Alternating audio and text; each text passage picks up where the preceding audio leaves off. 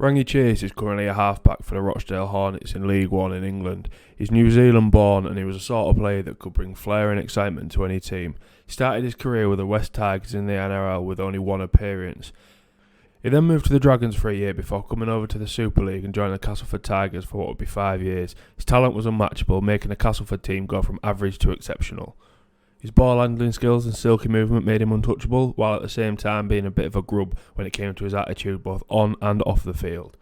He'd go on to score 47 tries in 129 games for the Tigers and made himself known as one of the best in the league.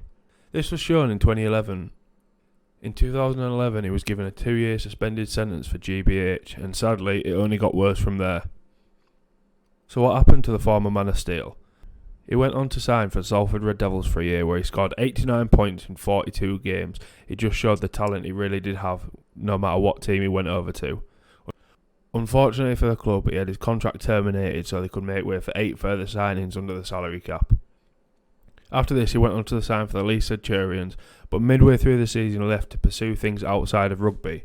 Well, that's what he said. However, it was later revealed that he was battling with depression. This showed as he would go from club to club making very little appearances, some clubs even just friendlies.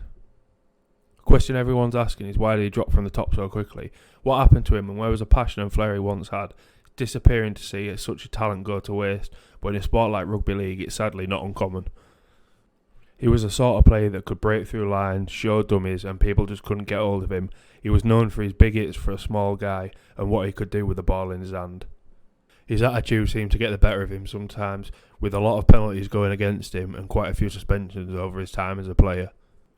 Under new laws, he was able to play for the England team and represent them on multiple different occasions, including one of the rare losses to Italy where we lost 15-14 with a last-minute drop goal.